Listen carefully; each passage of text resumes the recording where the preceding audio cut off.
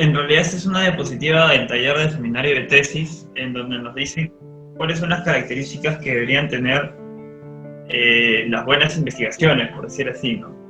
Que deben ser claras, originales, atractivas, novedosas, motivadoras, de interés social, con congruencia interna y de interés y agrado para el investigador. Pero pienso yo que el interés y agrado del investigador no se da de la noche para la mañana, sino que es algo que se va adquiriendo poco a poco conforme te vas compenetrando con tu tema de investigación, y terminaré siendo no el punto 8, sino el punto 1. Lo que yo he hecho es que la información que yo tenía en mi introducción la pasé casi tal cual a mi marco teórico en la parte de bases teóricas y conceptos y definiciones. Y a su misma vez, lo que yo tenía en justificación en mi proyecto de tesis, como ya en la tesis no hay un apartado de justificación en sí, entonces lo incluí en mi introducción de mi tesis. Entonces, de ese modo estoy enriqueciendo la introducción de mi tesis. Creo que es una recomendación que podría interesar. Algunos conceptos más desarrollados formarían las bases teóricas en la parte de la tesis, y las palabras que más se repiten mientras tú vas investigando formarían los conceptos y definiciones. Acá coloqué la matriz de consistencia porque creo que la matriz de consistencia es pieza clave para que podamos ir tranquilos, paso a paso con nuestra investigación hasta el final, ya que si no la tenemos bien definida o bien clara, siempre vamos a tener duda de lo que estamos investigando y probablemente nos podamos ir por las ramas, ¿no? Aquí, por ejemplo, yo recomendaría tener las mismas cantidades de variables, mejor dicho, de dimensiones para ambas variables.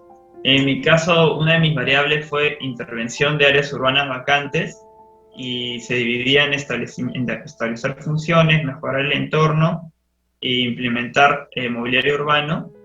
Y mi otra variable fue la habitabilidad en el espacio público, y se divide en la comodidad, en la atractividad o la imagen y en la seguridad, ¿no? Entonces, la comodidad, la atractividad y la seguridad serían dimensiones que componen la habitabilidad, ¿no? Entonces, creo que por aquí está el inicio de toda matriz de consistencia. Recording in progress. Y de ahí tendría que ir continuando para desarrollar los indicadores y los instrumentos. Entonces, creo que es interesante que puedan tener bien armaditos.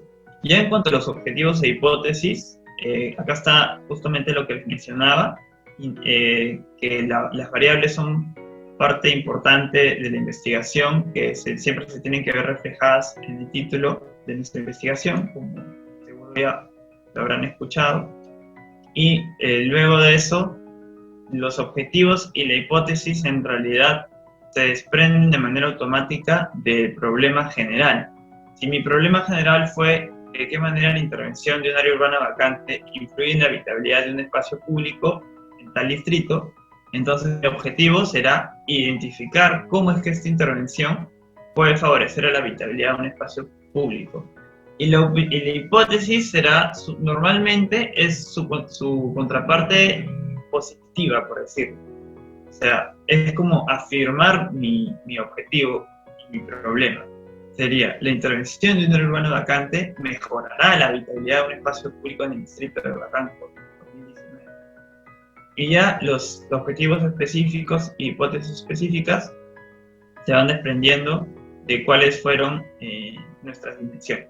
En cuanto a la metodología, yo creo que es importante iniciar identificando cuál va a ser el diseño de nuestra investigación, si va a ser experimental o no experimental, y si va a ser longitudinal o transversal. Normalmente para tesis de arquitectura se trata de investigaciones no experimentales, porque no vamos a un laboratorio a hacer pruebas sobre algo, somos, digamos, un poco más teóricos en ese sentido, y normalmente son transversales porque analizamos la situación en un momento específico, en un momento dado, como que si tenemos una línea de tiempo, tenemos un corte y lo que vemos es como una fotografía del momento. Eso es lo que analizamos, ¿no? Entonces, una vez que hayamos definido eso, Yo acá, por ejemplo, acá tengo un extracto de mi metodología en donde menciono que fue elaborada bajo un planteamiento de enfoque mixto y de carácter inductivo, que los sujetos de estudios fueron tales y que los instrumentos fueron tales. Entonces, eso es muy importante que también aparezca en nuestra metodología, ¿no? ¿A qué personas voy a investigar, ¿no? En mi caso, por ejemplo, eran los transeúntes que pasaban por esta área abandonada o que entraban al metropolitano, que estaba muy conectado con esta área vacante. Entonces, para mí, ambos eran mis objetos de estudio. Entonces, para ustedes, ¿cuáles serían sus objetos de estudio? Tienen que definir. Y explicar, ¿no?, textualmente cuáles fueron los instrumentos que aplicaron. Otro dato importante que podrían incluir es en qué meses o en qué época del año lo hicieron, si lo hicieron equiparando días de semana con finales de semana, o de repente si lo hicieron más en finales de semana por determinadas circunstancias que ustedes han definido. Y pueden incluso mencionar qué tipo de muestreo se hizo, ¿no? En mi caso fue un muestreo probabilístico de tipo estratificado, en donde justamente este tipo de muestreo lo explico en mi metodología y aplico la fórmula para calcular la muestra. Creo que la mayoría de nosotros la conocemos, que es esta de aquí, que no me la sé de memoria, la verdad, pero les recomiendo usar esta página en internet, que es NetQuest, que creo que es muy amigable, y donde rápidamente, después de que tú le has puesto cuál es el tamaño del universo y qué tanto margen de confianza quieres darle, que normalmente es hasta un 5% de error, te arroja el resultado de la muestra. Y finalmente, es importante terminar la metodología hablando de qué limitaciones encontramos, qué programas usamos y también aspectos éticos. Por si acaso, en cualquier momento pueden interrumpirme, pueden preguntar. En cuanto a los antecedentes del proyecto, como sabemos, se divide en marco de referencia, marco histórico y marco normativo, y termina con información socioeconómica. Para los referentes en sí, creo que es importante que veamos la mayor cantidad de referentes arquitectónicos posible, por decir, ¿no?, que estoy exagerando. Ver 100 referentes, observar 50, teniendo en cuenta que observar es distinto que ver, analizar 10 y quedarse con máximo 6 referentes para la tesis, ¿no? Creo que ya es un tope. Menos de eso también funciona. Visitar la biblioteca. Si me permite interrumpirte, yo creo que eso que estás diciendo es algo fundamental, ¿no? Y tu marco, ¿no?, debe ser amplio.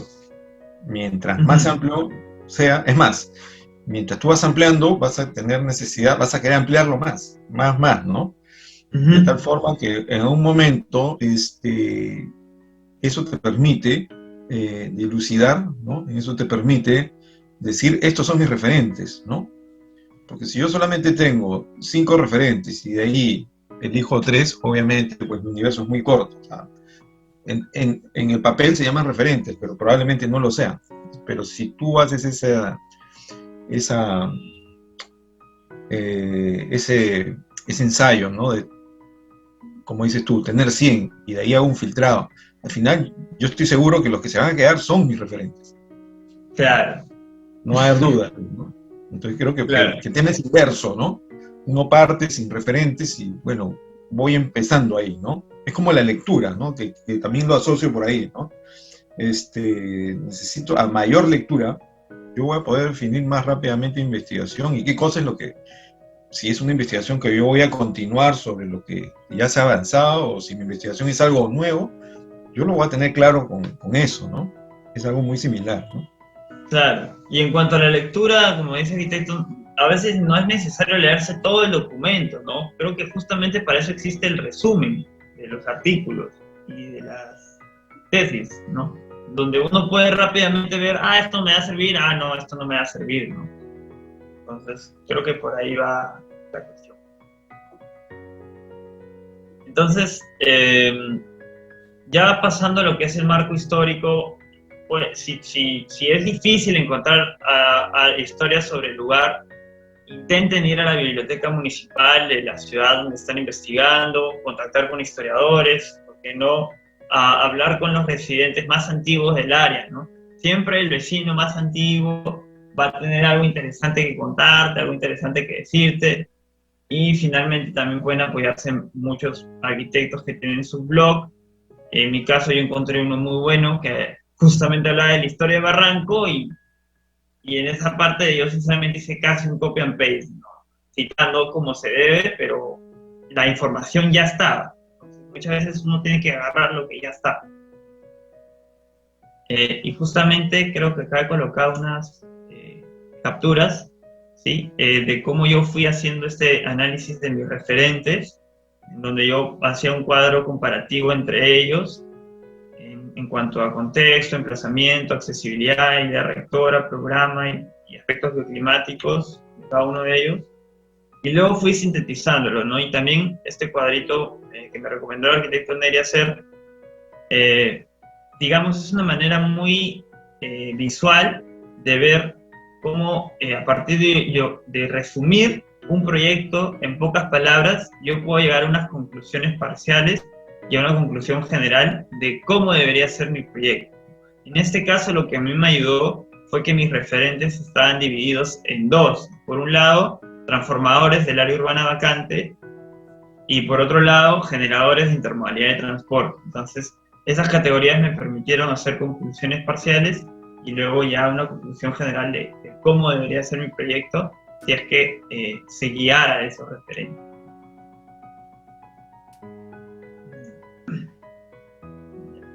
Entonces, finalmente, en cuanto a la información socioeconómica, lo que les podría recomendar es poder utilizar el SIGE, que es el Sistema de Información Geográfica para Emprendedores que tiene el INEI, en donde tú le pones un punto en el mapa, le defines un radio alrededor de ese punto y te dice la población, cuántos hombres, cuántas mujeres, de qué edades, incluso qué giros de comercio hay, pero hay que ver bien de qué censo es ese, porque cuando yo lo tomé era información del 2007 y había que actualizar. Bueno, acá están un poco imágenes de este blog de arquitectura que mencionaba, que mostraba cómo Barranco fue evolucionando y cómo en 1921 todavía no existía mi terreno, ¿no? Que está por acá, si no me equivoco, sí está por acá. Entonces, ya en el mapa del 2007 ya aparecen un poco de funciones y todo. Ya, ahora pasemos a la parte de diagnóstico. En la parte de diagnóstico, como sabemos, yo creo que el manual de instrucciones del título, donde está el formato, sí creo que es específico sobre qué tiene que tener el diagnóstico, es lo que ya conocemos, desde la ubicación, el equipamiento urbano, y algo adicional que me parece muy interesante es resaltar qué servicios ecosistémicos tiene nuestro terreno, pasando por el análisis micro, que es hablar de accesibilidad, inmuebles colindantes, aspectos climáticos, etc. Y terminando con el perfil del usuario, que es hablar de lo que mencioné también justo ahora, que es el nivel socioeconómico, principales giros de negocios, el rango etario, de qué edades más o menos tiene el perfil del usuario que esperas que use tu proyecto, si es que ellos tienen algún tipo de preferencias particulares, de repente estás haciendo un centro cultural, un centro de expresión artística, entonces tienes que decir, mi perfil de usuario son personas que les gusta mucho el arte, que practican un tipo de arte, ¿no? Entonces ahí vas definiendo cuál es el perfil. Y hay algo que no incluye, por lo menos hasta cuando yo fui egresado y tenía este formato, no había un sitio para poner los resultados de la aplicación de mis instrumentos en el formato oficial de la científica. Entonces, yo la incluí en este capítulo, en el capítulo de diagnóstico, porque de ese modo yo pude decir que los resultados de los instrumentos que yo tenía formaban parte del diagnóstico del lugar. Me decían qué respuestas habían dado las personas que son mi población muestreada a mis instrumentos. Entonces, de esa manera puede decir que eso también era parte del diagnóstico.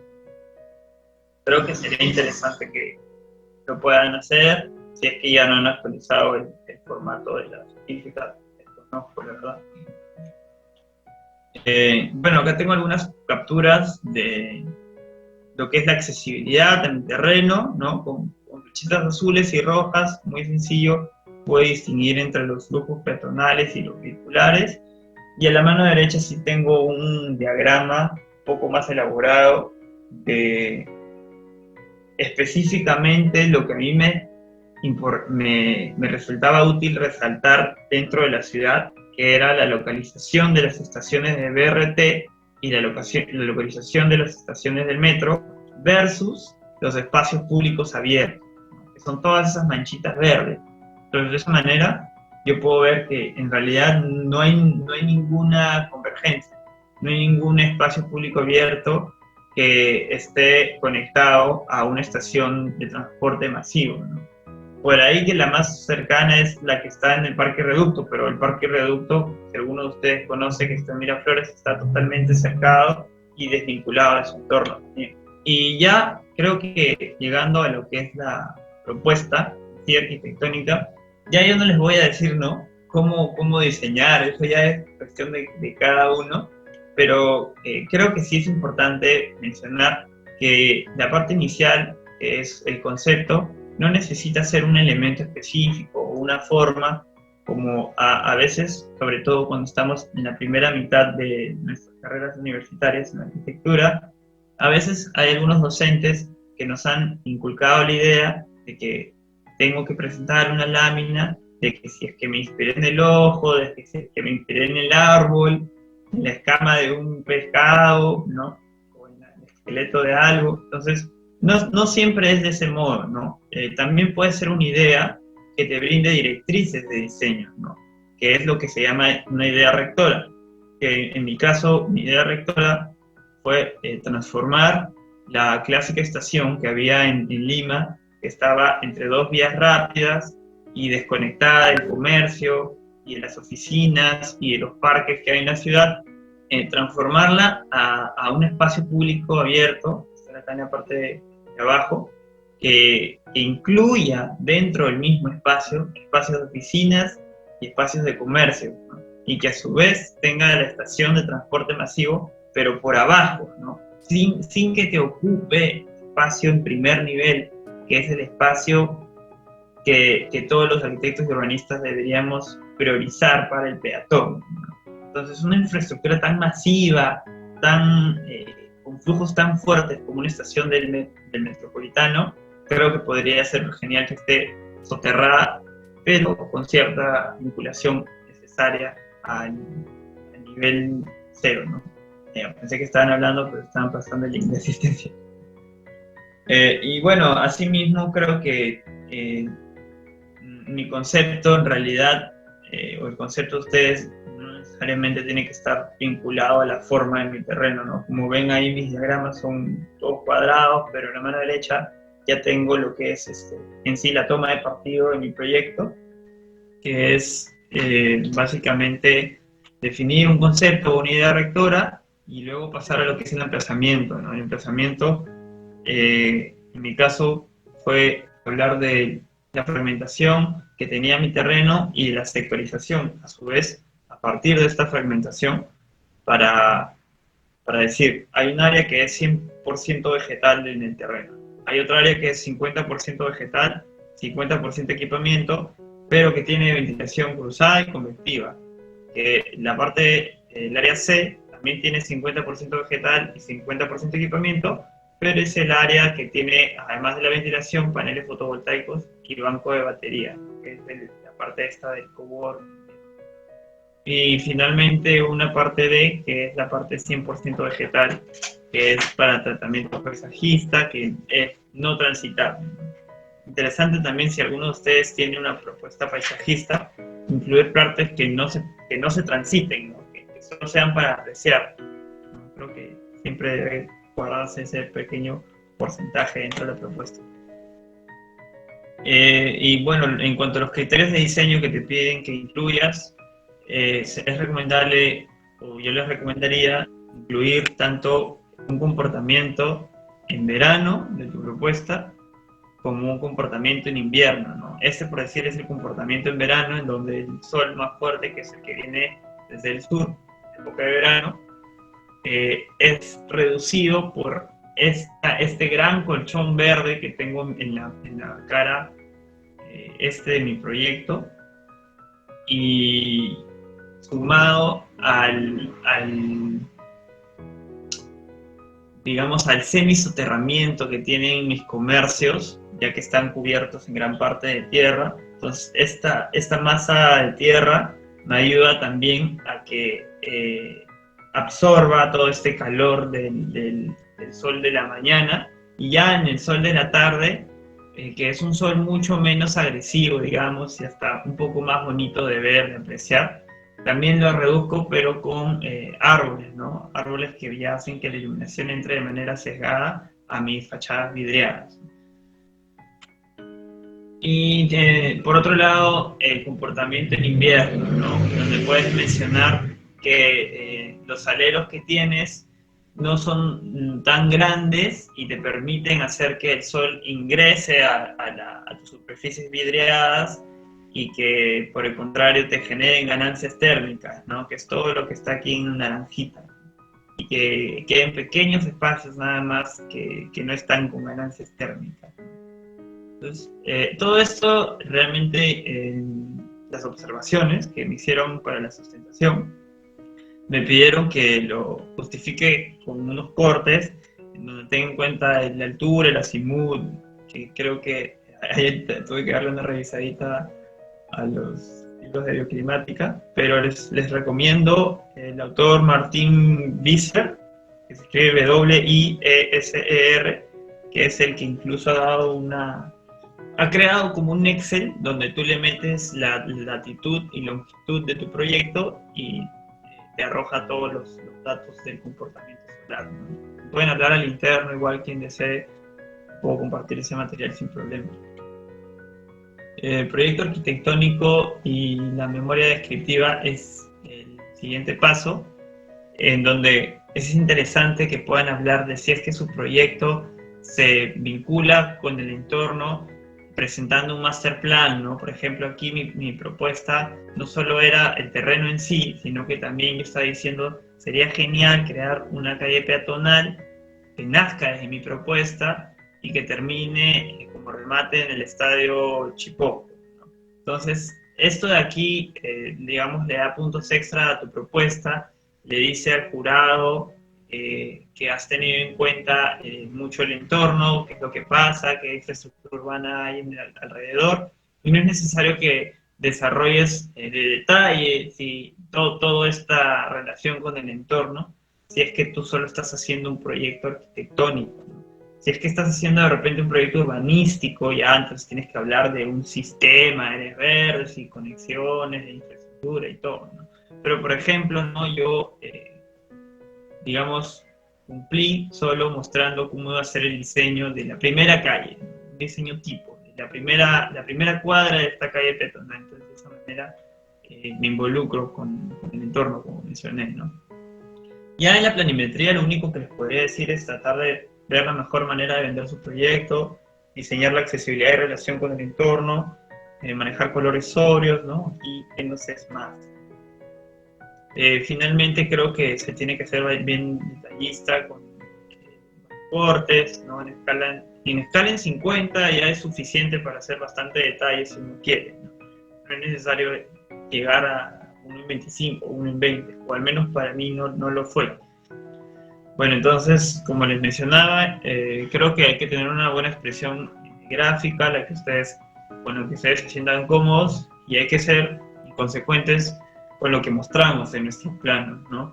Es decir, tenemos que ver cómo se comporta nuestra arquitectura versus nuestros detalles versus nuestros renders, o nuestra arquitectura versus nuestras especialidades, ¿no? Todo es un solo proyecto, ¿no? No hay que olvidarnos de eso, y hay que ser consecuentes con lo que mostramos en los planos.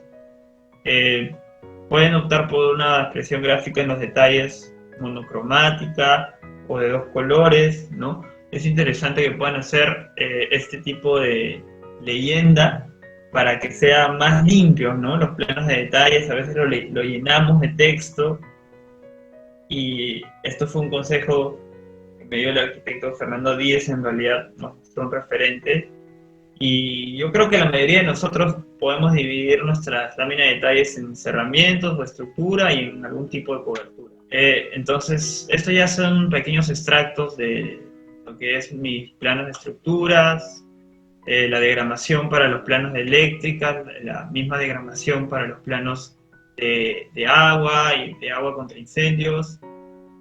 Bueno, acá un poco hablo de la memoria descriptiva, que no hay mucha ciencia. Yo creo que es un formato universal casi para hacer la memoria descriptiva de un proyecto arquitectónico. En el capítulo de especificaciones técnicas es básicamente poner las fichas técnicas en cuanto a arquitectura, estructuras, especialidades de agua y eléctricas, ¿no? Cambio, copio, pongo, ¿no? Se procederá a colocar las fichas técnicas de los principales acabados detallados en la memoria descriptiva y ¡pam! Echando su memoria, su especificación técnica. Ahí no hay mucha vuelta que darle. Entonces, los que todavía no han llegado de repente a este capítulo en el desarrollo de su tesis, no le tengo mucho miedo, ¿no? Es cuestión de encontrar las fichas técnicas que más se nos acomoden y colocarlas, ¿no? Sí es interesante que pongan en la parte de especificaciones técnicas de estructuras, ¿no? Es una manera en la que yo lo organicé, el predimensionamiento, ¿no? En nuestras columnas. Eso ya es un lujo, ¿no?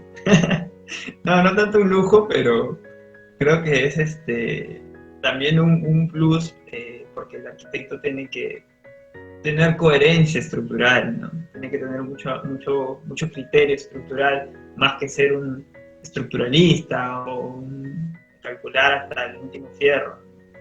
Entonces, colocar en la parte de especificaciones técnicas en nuestra tesis un predimensionamiento de nuestras principales columnas y vigas, solo de las principales tal vez, ya le dice a la persona que revise tu tesis que tienes un sustento detrás de tu arquitectura, ¿no? También, hablando de este sustento, yo traté de que mi tesis se vea reflejado en la parte eléctrica, ¿no? Por decirlo, que es subrayado. En alguna parte de todo este texto de especificaciones eléctricas, pongo: por esta razón, el grupo electrógeno es indispensable en el proyecto. He decidido usar uno de tal marca, de tal modelo, que ofrece 122 kilovatios de potencia, ¿no? Alimentado por gas natural, y 130 kilovatios alimentado por gas licuado de petróleo. Es importante recordar que la demanda total del proyecto era de tantos kilovatios. Ok, entonces este chico está eligiendo un grupo de electrógeno que va a satisfacer la demanda que él ya ha calculado para su proyecto, ¿no? Que supongo que lo harán para los planos de instalaciones eléctricas. Tendrán que más o menos hacer un estimado de cuántos kilovatios estará consumiendo su proyecto, ¿no? También, las dimensiones del equipo son tantas, y esto se va a ubicar en el cuarto que fue designado para el grupo electrógeno. Entonces, de esa manera, tu capítulo de especificaciones técnicas se amarra con tu planimetría, con tu plano de arquitectura. Entonces tienes un ambiente que ha sido dimensionado de acuerdo al grupo electrógeno que fue estudiado, ¿no? Entonces, creo que todo este tipo de cosas hace que la tesis de uno adquiera mucho más peso, ¿no? Mucho más sustento. Por ejemplo, en la parte de la derecha tengo las especificaciones de instalaciones sanitarias, en donde pongo qué tipo de riego utilicé, para qué lugares en mi propuesta utilizo ese sistema de las electroválvulas, ¿no? Que fueron básicamente para el área de riego. Acá esta foto me la brindó el ingeniero Juan Carlos Guaraní, tal vez algunos de ustedes o muchos de ustedes lo conozcan, que tengo entendido que también estaba brindando asesorías personalizadas para sus planos de instalaciones. Entonces pueden contactarlo a él y él los va a poder asesorar, ¿no? Yo hasta hace unos meses sabía que estaba brindando estas asesorías, y a cuestión de que lo contacten. Me parece una gran persona para poder apoyarse. Y ya finalizando, con tips para sustentación, ¿no? Ya creo que esta es una parte que interesa a los que ya están en la parte final. Esta diapositiva, la verdad, la hice así en 30 segundos, fue lo que me fluyó, porque ya me ha dado la hora, pero creo que es muy importante administrar bien su tiempo. 30 minutos realmente se pasan volando cuando uno está sustentando, que es realmente tienes 25, pero te dicen que es hasta 30 lo que tienes para sustentar, y se pasa muy, muy rápido tratando de resumir, ¿no?, lo que has hecho probablemente por más de un año. Tratarlo de resumir en 30 minutos no es cosa fácil, ¿no? Por eso es que creo que no hay que memorizar oraciones. Y en general, para ninguna exposición yo recomiendo memorizar oraciones, sino ideas, ¿no? Aprenderse el concepto o la idea de qué es lo que tienes que transmitir, qué es lo que quieres transmitir. También es importante despejar la mente antes de sustentar, por lo menos 15 minutos antes, dejar de estudiar, dejar de aprenderse el speech, dejar de ver las diapositivas, porque eso solo va a incrementar estrés y tensión. Entonces, tal vez suene un poco idealista, pero es importante tomarlo en cuenta. Y también, como mencioné, es importante que tus referentes, se note que tus referentes influyeron en tu proyecto, ¿no? Que hubo un aprendizaje a partir de ellos y que no solo lo pusiste por cumplir con ese apartado.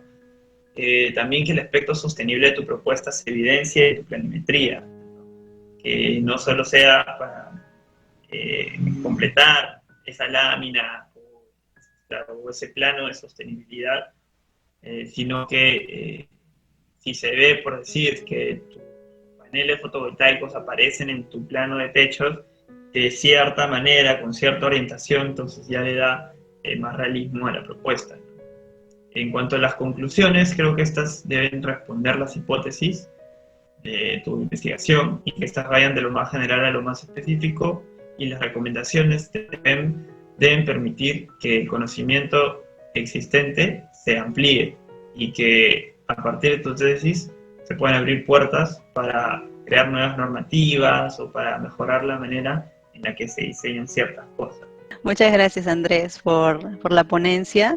De verdad, a mí, por ejemplo, me ha interesado mucho cuando mencionaste el tema de los residentes antiguos al momento de tomar una recolección de datos, ¿no?, de información del lugar, porque no solamente aquí en Lima, por ejemplo, residentes antiguos, a veces pienso que sería muy útil para aquellos que están haciendo su tesis en centro de Lima, por ejemplo, ¿no? Y de repente por ahí el vecino o las personas que han estado ahí tanto tiempo y que están en las casonas, y ellos más que nadie saben cómo se vive adentro, o qué fallas en la edificación han visto, o qué ha hecho el municipio, cómo lo están gestionando.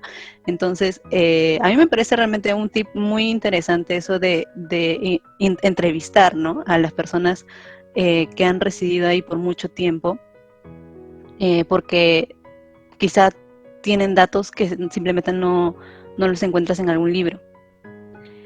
Eso realmente a mí me pareció muy interesante. No sé si alguien por ahí también tiene alguna idea parecida. ¿Tú lo has hecho? ¿Tú has podido contactar con algún vecino antiguo de tu lugar de tesis? En mi situación estamos recién pasando a la etapa de entrevistas.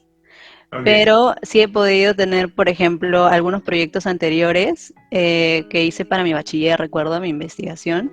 Sí lo hicimos en Lurín y teníamos que hacer como un recuento de árboles así y de zonas, de espacios públicos verdes. Y resulta que en el plano, digamos, no existía ese lugar, pero preguntando al vecino, el vecino decía, sí, aquí había un parque y ya no está. Entonces, ese dato fue muy valioso. Que no aparecen, ¿no? Hay cantidad de cosas que no se registran, que, o sea, igual, yo igual me enteré, creo que de un librito que encontré en la biblioteca de Barranco, que antes había una canchita de fútbol, por decir, ahí en mi terreno. Y yo como que, ¿en qué momento desapareció, no? Había una pista atlética y todo, entonces... La historia de las cosas puede ser muy interesante, ¿no? Sí. ¿Qué más me pueden comentar? Y sí, eso que mencionas, eso es un poco cuando uno ya está inmerso, ¿no? Empiezas a encontrar esos resquicios, ¿no? Por un lado, por el otro lado, y tú sigues un hilo, ¿no? Empiezas a descubrir ese tipo de cosas. Yo estoy haciendo una investigación, o sea, estoy iniciando, ¿no? Una investigación en la zona donde yo crecí, ¿no? Y hace poco descubrí que había una huaca, ¿no? Encontré unas fotos, ¿no? Del año 40, y ahora obviamente está la avenida, yo siempre vi la avenida ahí, ¿no? Y he descubierto que había una huaca, ¿no? Así que ahora estoy en búsqueda de más evidencias, claro, fotográficas o evidencias de alguien que tenga más datos, ¿no? Ya me he contactado con un grupo de arqueólogos que también están pues en toda una onda de investigar sobre las huacas que habían, y bueno, ahí estoy pues, ¿no? O sea, es una investigación personal, medio urbana, media que tiene que ver porque es el lugar donde yo viví, ¿no? Pero así, ¿no? O sea, vas encontrando esas cosas que ni te imaginas que puedes encontrar. Sí, y por ahí que se suman de repente cuando uno hace su investigación. Por ejemplo, otra experiencia que tuve fue de que tenía que investigar el tipo de plantas o el tipo de raíces que me convenían para cierta investigación. Y como nuestro conocimiento como arquitectos es limitado en ese aspecto, tendríamos que investigar, digamos. Resulta que tenía amistades de ingeniería ambiental o agroforestal, entonces como que solamente de mostrarle la foto ellos ya te sacan el nombre científico y el nombre común que tiene esa planta, ¿no? Entonces por ahí que tener amistades y aprovechar sus conocimientos de diferentes carreras también es muy, muy útil para las Sí, investigaciones. eso es muy cierto, ¿no? Uh-huh. Porque las demás personas con distintos backgrounds pueden ver las cosas distintas a como tú las ves, ¿no? Sí. A veces la manera en cómo ve un estudiante de arquitectura las cosas puede ser distinta, como dices, a como ve uno de artes escénicas o lo que fuera. A ver, chicos, ahí exprésense, hablen. Yo sé que están llenos de curiosidad, ¿no? Sí. Pero, a ver. O de repente, a ver, una pregunta, Andrés. Sí. Ya que hablabas de la administración del tiempo, ¿no? En la última parte, yo he notado, pues no quiero quemar a nadie acá, pero yo he notado que mis compañeros que ya han terminado la carrera, a veces o sea, entran las oportunidades laborales, ¿no? Y te sumerges en tu campo laboral y empiezas a experimentar y aprender, pero de ahí te diste cuenta que ya se te pasaron meses y dejaste la tesis de lado, ¿no? Claro. Entonces la investigación es un hilo, como dice el arquitecto, o sea, es simplemente, no sé, tendrías que tener buena memoria como para recordarte dónde te quedaste después de 8 meses o después de un año. Entonces, ¿cómo tú has organizado no sé si yo creo que sí has estado ya trabajando y todo, pero ese compromiso, no tuyo con tu investigación Claro. y terminar? Claro, es una muy buena pregunta. También me la he hecho a veces, pero creo que todo es cuestión de actitud, ¿no? y de establecer prioridades, ¿no? O sea, mira, si para ti la prioridad es tener chamba y seguir tu trabajo, de repente porque necesitas, no sé, pues necesitas ese ingreso económico, entonces, bacán, ¿no? Pero no pretendas terminar la tesis rápido, ¿no? O sea, si tú mismo te estás definiendo esa prioridad, entonces, mejor si vas a hacer, yo creo, la tesis, tienes que darle el tiempo que se merece, ¿no? Yo estuve trabajando, sí, pero por la pandemia dejé de trabajar. En mi trabajo hubo una liquidación de personal increíble y bueno, obviamente yo estaba como practicante, entonces salí y aproveché que me encontraba sin trabajo para continuar, ¿no? Continuar con la tesis, porque de por sí, desde que salí de la universidad no la dejé abandonada, ¿no? O sea, claro, podía irme de viaje, ¿no? Podía pasar 15 días sin avanzar nada, pero al 16º día ya estaba avanzándola de nuevo, ¿no? Entonces, yo creo que es eso, ¿no? Poder tomar la decisión, ¿no? Poder tomar la decisión de, oye, yo quiero acabar esto, hacer un cronograma o decir, hasta tal mes yo ya tengo que tener tal capítulo y así, ¿no? Ujú. Y si estás haciendo de repente la tesis en pareja y tu pareja no va al mismo ritmo que tú quieres, entonces yo sí te recomendaría abrirte, ¿no? Ah, claro. Eso ya creo que es la decisión de cada uno. Yo personalmente sentí o sabía que me iba a ir mejor solo haciendo la tesis de manera individual para poder yo mismo administrar mis tiempos y todo. No me parecía, en mi caso, que la tesis sea un tema como para verlo de dos, ¿no? Pero eso ya es una percepción totalmente personal. Ujú. Claro. Entonces, si lo vas a hacer de dos, como te ofrece la posibilidad la universidad, porque no todo se puede, entonces ambos tienen que estar igualmente comprometidos y igualmente mentalizados. Entonces se puede decir que tú terminaste primero la fase de investigación y luego pasaste a la fase de arquitectura. ¿Te refieres? Por ejemplo, para realizar tus levantamientos en 3D o de repente tus planos, terminar toda tu planimetría. Claro, no, bueno, yo aproveché taller de tesis para hacer toda la arquitectura, ¿no? Aproveché taller de tesis para hacer toda la arquitectura y aproveché también lo que ya tenía investigado, lo que tenía avanzado en seminario de tesis, ¿no? Es importante que seminario de tesis y taller de tesis se complementen, ¿no? Y igual, ¿no? Creo que justo estaba conversando hace poco con la arquitecta Silvia. Lo ideal sería que su mismo tema de su proyecto de tesis que hacen, mejor dicho, que su investigación de bachiller que la hacen para el curso de workshop o para otro, también sea el mismo tema que la investigación para tesis, ¿no? Eso les permitiría compartir la misma bibliografía y tener un conocimiento del tema, no simplemente que de repente para tu investigación de bachiller la orientas a una cosa y para la tesis a otra, ¿no? Pero... Eric, estás callado. Eric también, bueno, yo he visto que está avanzando también su proyecto de tesis. Sería bueno que también compartas por ahí quizá una anécdota o algún tip también que sume. Bueno, mientras Eric se conecta, Hola, ¿qué tal? Buenas noches, yo soy Eric Servando y sí, justo en el momento en el que Marjorie me invitó a participar, me encontraba un poco ocupado y menos mal dejé la pantalla grabando. Muchas gracias y discúlpenme por no haber participado en ese momento. Les comento que, bueno, a los futuros egresados y tesistas de la Universidad Científica del Sur y otras universidades que quizás estén viendo este video, pues es muy importante todo lo que comenta Andrés, aprovechar el tiempo al máximo durante la etapa de cerrar esa vida universitaria que hemos llevado. Entonces, más allá del cronograma que uno presenta en el proyecto de tesis, debemos hacer un cronograma nosotros o con nuestro equipo de trabajo, que pueden ser dos los tesistas,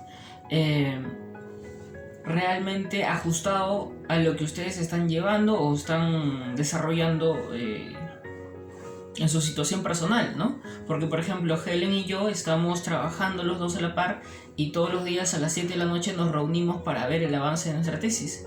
Entonces es un proceso que lo hemos llevado prácticamente desde diciembre del año pasado, porque desde que empezó la pandemia hasta diciembre no nos hemos conectado. Perdimos 8 meses de nuestro proceso de tesis, muy valiosos, y la verdad es que ahora estamos a full y estamos ahí dando al 100% para poder sustentar muy pronto, esperemos que sí.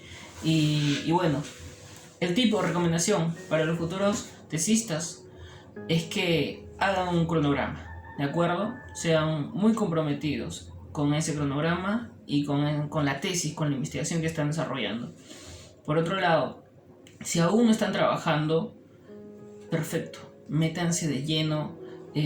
Por favor, pidan el apoyo de sus papás, que todavía de repente no van a ustedes a apoyar económicamente la casa, pero por favor que les den ese último apoyo para poder dar ese último empujón en la universidad y cerrar ya esa documentación de la tesis, que es muy importante. y luego en la vida profesional muchas puertas se te pueden abrir como cerrar, sobre todo cerrar, si no tienes este documento tan importante que es el título, y luego la colegiatura, y luego diferentes procesos que vas a ir pasando, y que bueno, que en mi etapa de egresado y ya laboralmente he empezado a darme cuenta y he tenido esas oportunidades que lamentablemente no he podido aprovechar. Entonces les aconsejo que cierren su etapa de su vida universitaria, hagan su cronograma y, como dice Andrés, si sienten ustedes que es mejor hacerlo solo, pues háganlo, están en toda la libertad de hacerlo solo y comprométanse mucho con ustedes mismos. En nuestro caso hacerlo de dos fue muy difícil, realmente aún no lo terminamos, pero esperemos que con todo el esfuerzo que estamos llevando ya se cierre pronto.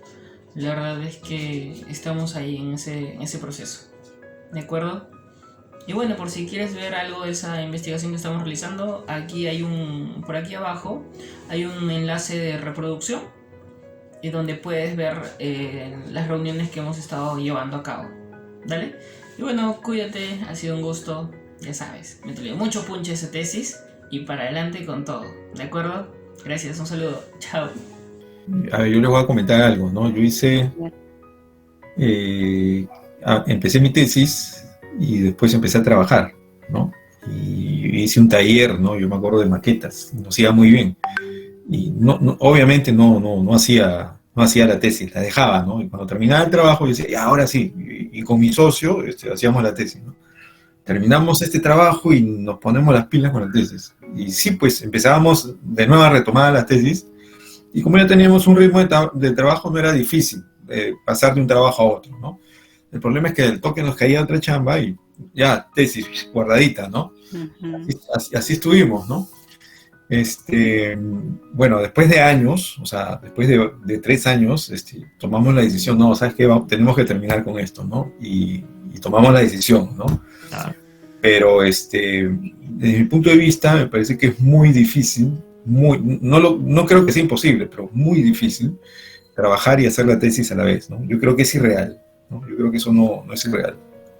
Y lo otro que también puedo comentarles es que cuando yo hice la tesis de maestría, a mí me hicieron un gran favor en España, ¿no? Que yo hice allá la tesis, ¿no? A mí me dijeron, mira, tú tienes de plazo 4 meses.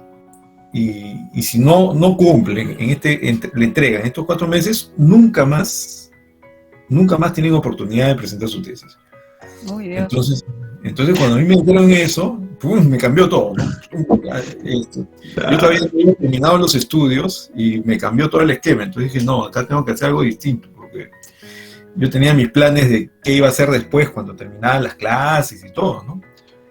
Y fue un detonante, pues, ¿no? O sea, 3 meses antes de terminar las clases yo empecé a hacer mi tesis, ¿no? Y como dices tú, ¿no? Planifiqué mi tiempo, yo tengo que, llega tal mes, yo me voy con la tesis terminada. O sea, yo me voy a ir y entrego la tesis y al día siguiente me voy, ¿no? Porque yo me iba a Alemania, ¿no? O sea, ni siquiera me iba a hacer otra cosa, ¿no? Y yo había estado en Alemania ya había visto que las computadoras tienen otras teclas, ¿no? Y no coinciden. Entonces dije, no. Y los programas en alemán, entonces yo no sé alemán, ¿no? Así que yo dije, no, ya vi todo el panorama. Yo dije, no, yo acá me pongo las pilas. Y me puse las pilas y la verdad que avancé full, pero ¿cuál es la cuestión? No terminé, me habré llegado a un 80%, pero ya 20% era totalmente manejable, ¿no? Totalmente, ¿no? Ya vas de bajada. Entonces yo creo que lo importante es aprovechar esa ventana que uno se ponga, esa decisión, y te vas con todo. Y si no la terminas, porque estás trabajando, qué sé yo, pero si ya te falta un 20%, un 25%, ya eso ya pasaste, digamos, al punto de inflexión, ¿no? Entonces ya eso ya lo puedes terminar en cualquier momento, en paralelo ya inclusive, ¿no? Pero yo creo que eso es importante, ¿no? Tener esa visión, ¿no? Tengo muchos exalumnos que nunca han hecho la tesis, porque se pusieron a trabajar, pasaron los años, un buen trabajo, digamos, ¿no? Es más, yo los he jalado los trabajos, ¿no? Y algunos se casaron, tuvieron hijos, ya a estas alturas nunca van a hacer la tesis, ¿no? Salvo, pues, que, bueno, hay casos y casos, ¿no? O sea, Claro, de repente, ¿no? Pero lo veo así, ¿no? Y yo digo, bueno, qué pena, ¿no? O sea, me da pena, ¿no? En ese sentido de que y están trabajando y están bien, ¿no? Pero no tienen el título, ¿no? Entonces yo creo que Claro. todo eso para pensarlo, ¿no? Pero yo creo que yo aprovecharía, ¿no? El impulso que estoy terminando la universidad, estoy ahí todavía en este momento, meterle ahí con todo, ¿no? Y tratar de acabar. Y si no acabas, tienes el mayor porcentaje de hecho y después ya eso lo puedes controlar, ¿no? Exacto.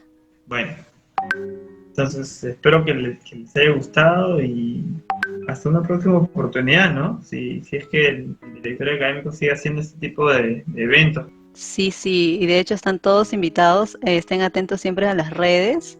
Más bien muchas gracias Andrés por tu ponencia del día de hoy y por el conversatorio, ha estado súper interesante más que nada por los tips y porque sé que a muchos de nosotros, al menos que estamos ya llevando tesis, nos va a servir muchísimo. Incluso a mí me ha abierto un panorama distinto y me es muy útil. Y bueno, muchas gracias a todos los asistentes, más bien